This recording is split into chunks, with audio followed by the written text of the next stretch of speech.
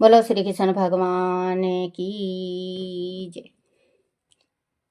श्रीमद्भागवत महापुराण की जय। श्रीमद्भागवत महापुराण में 5वां अध्याय देवताओं का ब्रह्मा के पास गमन और भगवान की स्तुति।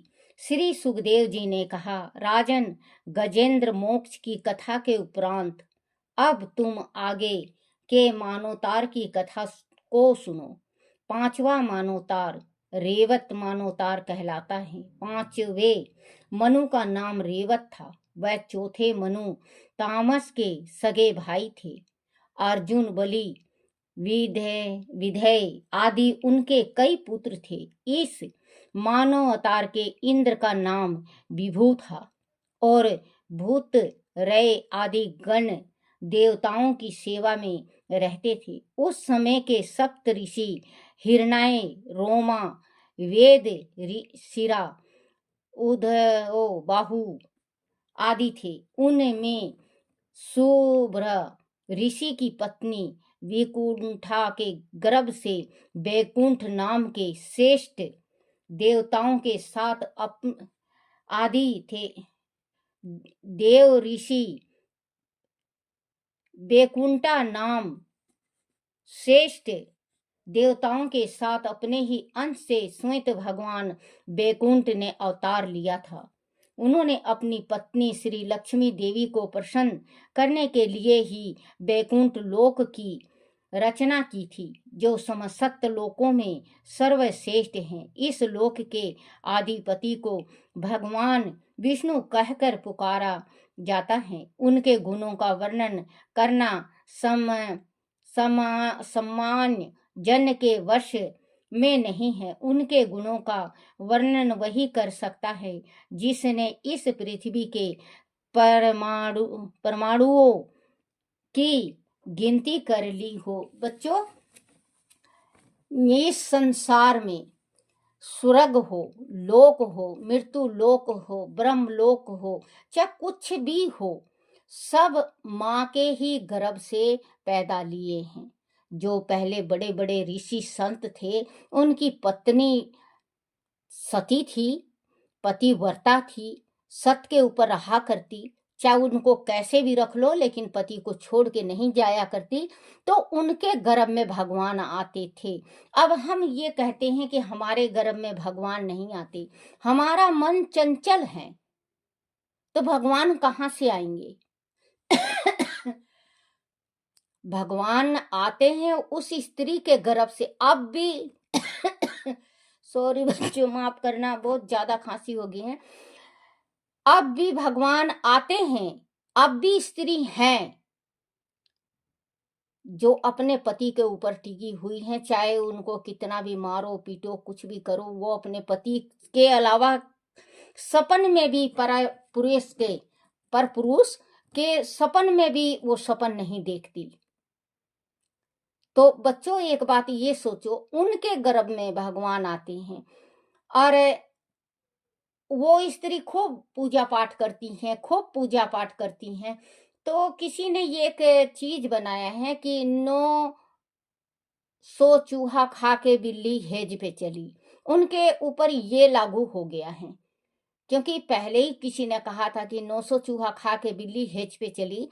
तो बच्चों, भगवान की भक्ति कर रहे हो, अभी आप छोटे हो, 12-13 साल की हो आप, अगर आपको भगवान बेटे के रूप में देखना है तो आप अपने मन को अस्थिर करो, दिल को अस्थिर करो, नैन को अस्थिर करो, दिमाग को अस्थिर करो, चंचल शरीर को अस्थिर करो।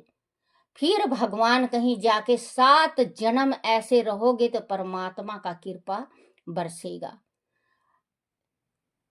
क्योंकि ये जो बैकुंठ लोक है, बैकुंठ लोक भी स्त्री के गर्भ से आया है। ये सप्तऋषि की पत्नी, एक ऋषि की पत्नी जो थी, उनके गर्भ से बैकुंठा नाम था, उसका बैकुंठा नाम था, इसका बैकुंठा के गर्भ से बैकुंठ नाम श्रेष्ठ देवताओं के साथ अपने ही अंश से स्वयं भगवान वैकुंठ ने अवतार लिया था।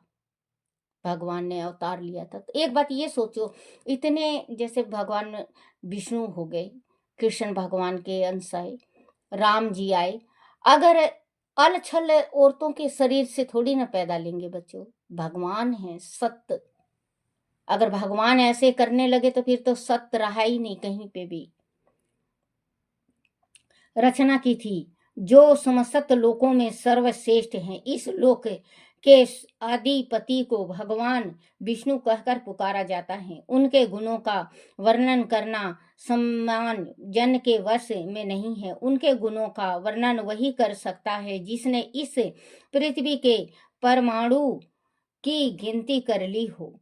छठे मानवतार के मनु चक्षुक ऋषि के पुत्र चक्षुक थे। पुरु पुरु से सुगुम आदि उनके कई पुत्र थे। इस युग के इंद्र का नाम मंत्र मुदुमा था और अपाए आदि प्रधान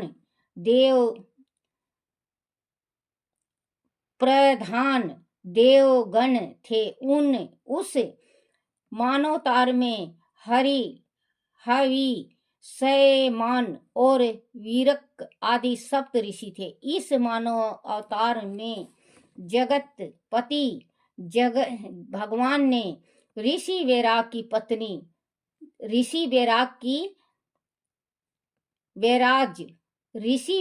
की पत्नी संभूति के गर्भ से अजित नाम से अवतार ग्रहण किया था। अजित नाम से भगवान ग्रहण किया था। ये जो हम अब इंद्र बने हुए हैं, ये आय युग में बदले हुए हैं। आय युग में बदलते हैं इंद्र। अब जो हमारे इसमें मृत्यु लोक में इंद्र हैं, इनका नाम अगले जो युग आएगा उसमें बदल जाएगा। ग्रहण किया था, उस गर्भ से अजित नाम से अवतार ग्रहण किया था। उस काल में ही भगवान ने समुद्र मंथन करके अमृत प्राप्त किया था और देवताओं को उनका पान कराया था। तब उन्होंने कच्छप रूप में मद्राचल की मथनी का आधार बनने का निर्णय लिया था।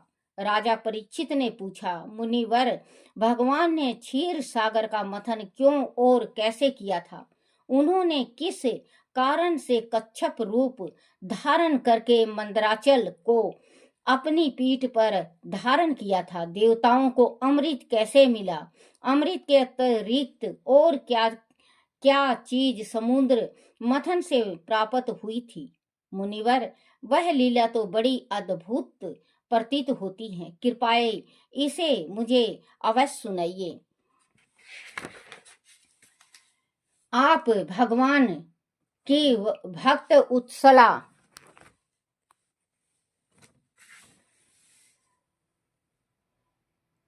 लीलाओं का जो वर्णन करते जा रहे हो तो मेरा हृदय उन्हें सुनने के लिए और भी अधिक उत्सुक हो रहा है। बहुत दिनों तक संसार के बंधनों में पड़ा विविध सुख दुख को वह मैं भोगता चला आ रहा हूँ। आपके द्वारा भगवान की इस लीलाओं को सुनकर मेरे हृदय में अद्भुत शांति का संचार हो रहा है। आप कृपया मुझे यह कथा अवश्य सुनाइए। श्री सुखदेव जी ने कहा, राजन, यह बच्चों, अगर आप ध्यान से शिव पुराण सुनो या पढ़ो या भागवत या गीता या गर्भ गीता या गणेश या श्री हिंदी सुख सागर या भागवत महापुराण, आप भगवान का आप कुछ भी अगर ध्यान से सुनोगे, पहले दिन आपको अच्छा नहीं लगेगा, दूसरे दिन भी नहीं लगेगा, लेकिन तीसरे दिन आपके हृदय में कहीं ना कहीं भक्ति का ज्योति जलने लगेगा। और जैसे मान लो, अब मुझे तो नहीं पढ़ना आता बच्चों, मैं भी सुनती हूँ, इसमें अच्छा लगता है मुझे टीवी में। तो जैसे भागवत को कहीं चल रहा है, बहुत अच्छा लगता है, बहुत अच्छा लगता है। लेकिन ये कहते हैं मन चंगा कठौती में गंगा। भागवत जो सुनाते हैं वो बीच-बीच में से उठा के सुनाते हैं, उनको कंठ आता है। अब मैं सुना रही हूँ आपको पढ़ के, शुरू से लेके लास्ट तक मैं सुनाऊँगी आपको, पढ़ के सुनाऊँगी। तो इसमें आपको थोड़ा ज़्यादा ज्ञान होगा कि भगवान कैसे और कब-कब और कैसे-कैसे अवतार लिए और भगवान ने कैसे दुःख इस मृत्यु लोक में झेले हैं और परमात्मा क्या ज्ञान दे रहे हैं, कौन सी ज्ञान को हम अपनाएं और कौन सी ज्ञान को हम ना अपनाएं। तो बच्चों वो आपके ऊपर है, आप को जो अच्छा लगे। कान में कोई कोई की वचन कान में ऐसे रस बराबर घुलते हैं, वही वचन अगर कोई बोलता है तीखा तो वो जहर के समान हो जाता है कान में। तो बच्चों वो आपकी इच्छा है। संचार हो रहा है, आप कृपया मुझे वह कथा अवश्य सुनाइए। श्री सुखदेव जी ने कहा, हे राजन, यह उस समय की बात है जब देवताओं और दानों के मध्य भयानक युद्ध हुआ था। दानों, असुर और राक्षसों ने मिलकर देवताओं की सेना पर विविध और विचित्र संहारक अस्त्रों से आक्रमण कर उन्हें वर वरासत उन्हें परास्त कर दिया था। देवगण पहले से ही श्रीहीन हो रहे थे, ऊपर से असुरों ने उन्हें हरा दिया था। परीक्षित ने, क्योंकि उस वक्त तक इन्होंने जो अमृत होती है, भगवानों ने भी अमृत नहीं पी रखा था, बस एक विष्णु भगवान जो थे वो ही अमर थे। हरा दिया था। परीक्षित ने पूछा, मुनिवर, देवगण तो बहुत शक्तिशाली और श्री संपन्न होते हैं, फिर वह श्रीहीन कैसे हो रहे थे? श्री सुखदेव जी ने कहा, परीक्षित, देवताओं के श्रीहीन होने की एक अलग कथा है। एक बार श्री दुर्वासा ऋषि वैकुंठ लोक से आ रहे थे। मार्ग में उन्हें देवराज इंद्र हाथी पर सवार होकर आता हुआ दिखाई दिया। उसे त्रिलोकपति जानकर दुर्वासा ऋषि ने भगवान के प्रसाद की एक माला देवराज को दे दी। इंद्र ने अपने ऐश्वर्य के मद में भरकर उस माला को हाथी के मस्तक पर डाल दिया। हाथी ने उस माला को नीचे गिराकर अपने पैरों से कुचल दिया। इस अनादर से क्रोधित सॉरी बच्चों, क्रोधित होकर महर्षि दुर्वासा ने इंद्र को श्राप दे दिया कि तीनों लोकों में तेरी कीर्ति नष्ट हो जाएगी और तू श्रीहीन हो जाएगा। तभी से देवराज इंद्र सहित सभी देवगण श्रीहीन हो गए, वहां तक कि उनके यज्ञ और धर्म कर्म का भी लुप्त हो गया। ऐसे दुर्दशा देखकर इंद्र, वरुण, वायु, अग्नि आदि देवता परस्पर मंत्रण करके ब्रह्मा जी के पास पहुंचे। उन्होंने वहां अपना दुखड़ा रोया। उनकी दुर्दशा देख कर ब्रह्मा जी सोच में पड़ गए। दूसरी ओर असुर खूब फल फूल रहे थे। ब्रह्मा जी ने आंख बंद करके परम पुरुष भगवान का स्मरण किया और कुछ देर बाद आंखें खोलकर बोले, देवताओं में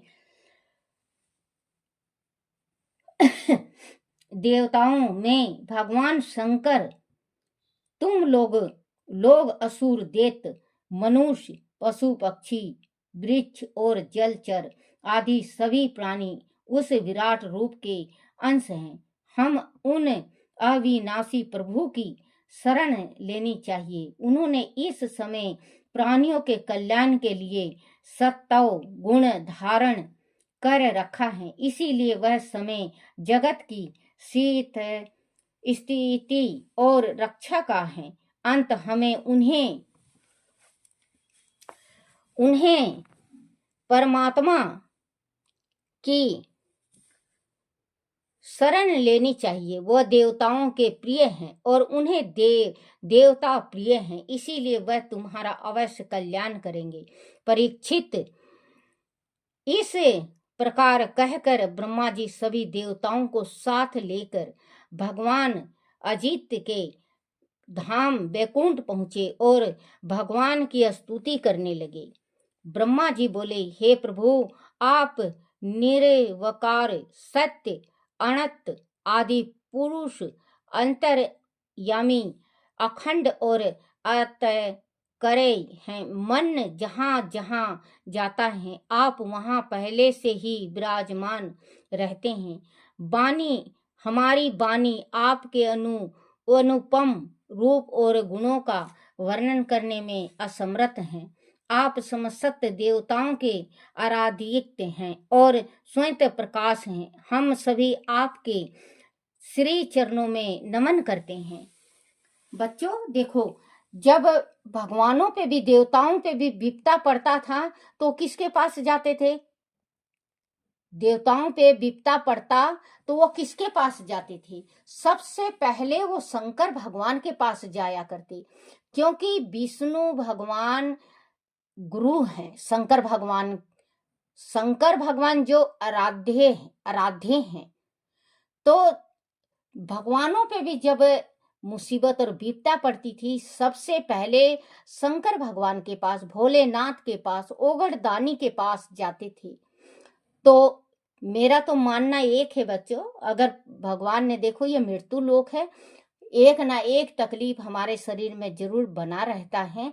अगर आपके शरीर में, घर में अशांति है तो आप शिव जी का शरण ले लो।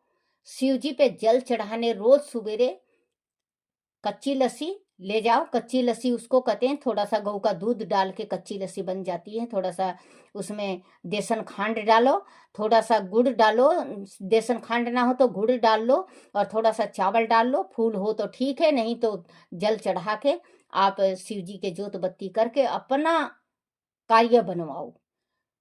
शंकर भगवान अगर बाँ पकड़ लिए तो विष्णु भगवान को पकड़ना ही पकड़ना है। विष्णु भगवान ने पकड़ लिया तो माँ लक्ष्मी को आना ही आना है। माँ लक्ष्मी अगर आ गई तो गणेश को आना ही आना है। अब गणेश आ गए तो रिद्धि सिद्धि भी आएंगे, रिद्धि सिद्धि भी आएंगे तो शुभ लाभ भी आएंगे। एक शिव भोले की पूजा करने से हमारे घर में पूरे 33 करोड़ देवी देवता का विराजमान हो जाता है। तो बच्चों, आप भगवान शिव का शरण लो। अब भगवान जब देवता लेते हैं, जब ब्रह्मा जी कुछ भी कार्य बिगड़ता है सबसे पहले ब्रह्मा जी के पास आते हैं कि बिचौलिया, जिसको कहते हैं बिचौलिया, सबसे पहले ब्रह्मा जी फिर शंकर जी के पास ले जाते हैं। शंकर जी फिर विष्णु को बुलाते हैं और फिर उनसे कार्य करवाते हैं। श्री चरणों में नमन करते हैं। हे प्रभु, आप प्राण मन बुद्धि और अहंकार के ज्ञाता हैं। इंद्रियों और उनके विषय दोनों ही आपके द्वारा प्रकाशित होते हैं। अज्ञान आपका स्पर्श भी नहीं कर सकता। प्रकृति के विकारों और जन्म मरण से आप दूर हैं। आप अविनाशी और आनंद स्वरूप हैं। सतयुग, त्रेता और द्वापर युग में तो आप प्रत्यक्ष रूप से अवतार लेते हैं। हम सब आपकी शरण में आए हैं।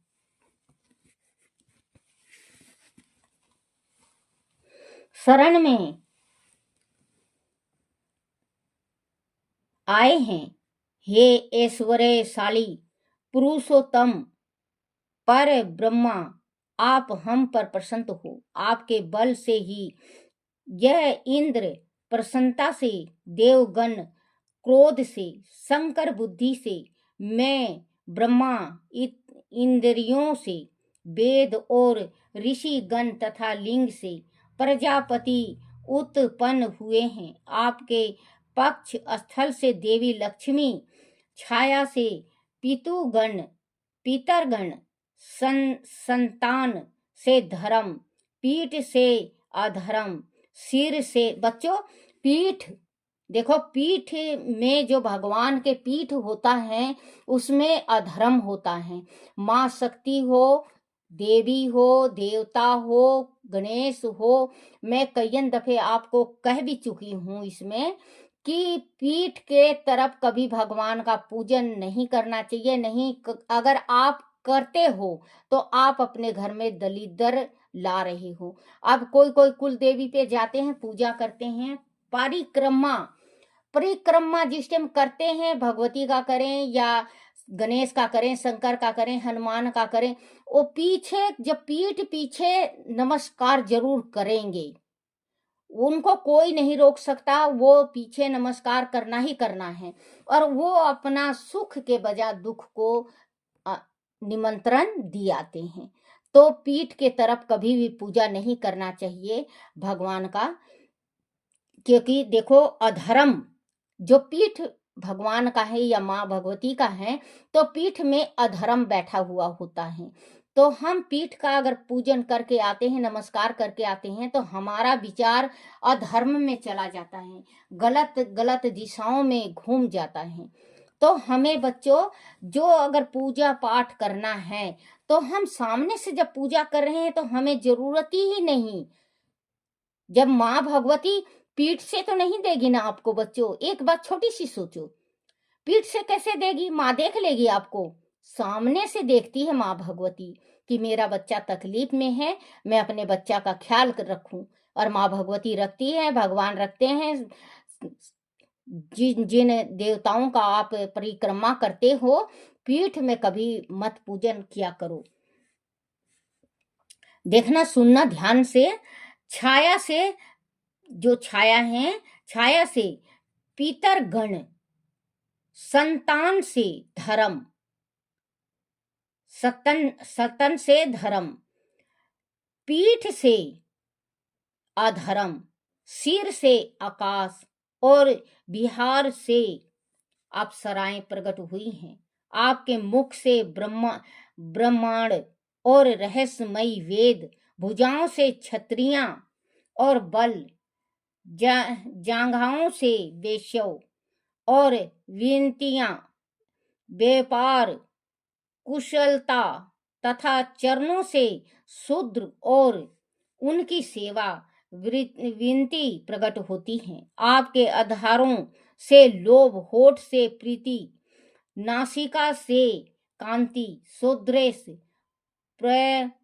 प्रभा, सप्रश से पशुओं का काम, भाव, भौं से यम और नेत्रों से काल की उत्पत्ति हुई है। उन सब के अतिरिक्त जो कुछ भी शेष है वह सभी आपके द्वारा ही बना है। जो इस संसार में जो कुछ भी है, इसमें लिखा हुआ है कि वो भगवान अनंत भगवान थे, उनसे ही सारी सृष्टि रची गई है। अनंत भगवान भगवान विष्णु को कहते हैं।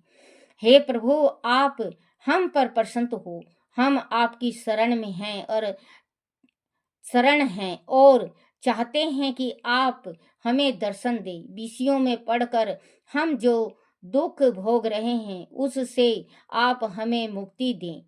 आप जीव आत्माओं के परम हितैषी और प्रिय आत्मा हैं। हम बार बार आपको नमन करते हैं और आपसे रक्षा की कामना करते हैं। बोलो श्री कृष्ण भगवान की जय। बच्चों, ये कहते हैं कि